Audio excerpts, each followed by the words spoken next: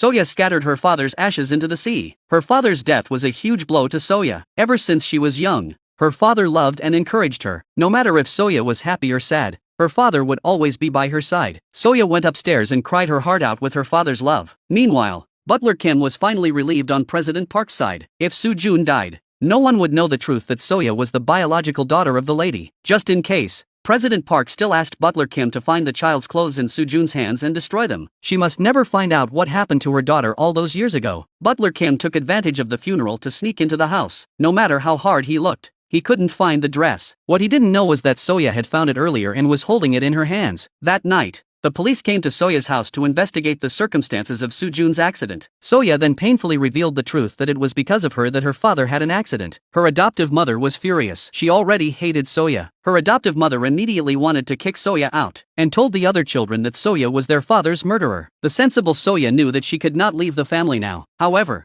no matter how painfully Soya begged, her adoptive mother insisted on kicking her out. Soya, who had nowhere to go under the night sky, took her luggage and went to the seaside where her father was buried. Standing in the pouring rain, crying and asking her father what she should do, she stood there all night. The next day, Tae-jun and Hae-jin hurriedly took Soya, who was already unconscious with a fever, back home. Her foster mother didn't show the slightest bit of concern when she saw Soya. Instead, she told Tae-jun to take Soya away, saying that she had nothing to do with her anymore. Hae-jin couldn't stand by and watched, saying that she would report her to the police for child abuse. This scared her adoptive mother. Soya heard that the police were going to be called and quickly got off Tae-jun's back despite her discomfort. She apologized to her adoptive mother, hoping that she would not kick her out. This is her home. What her adoptive mother didn't expect was that if Soya left this time, the baby in her belly would be lost. In the evening, Soya woke up and was having dinner, while her adoptive mother suddenly felt severe pain in her stomach and realized she was about to give birth. Obeying her mother's instructions, the son immediately went to call the grandmother next door to come and deliver the baby. However, when he arrived at the door, he was stopped by a vicious dog tied at the door. After a long time, the adoptive mother could no longer hold on as she had not seen the midwife arrive. Soya glanced at her mother's situation and discovered that the baby's head had already come out. In a hurry, Soya had no choice but to deliver the baby herself. Soya tightly held her adoptive mother's hand and told her to breathe deeply. Amidst the loud and clear cries of a baby for the first time in her life,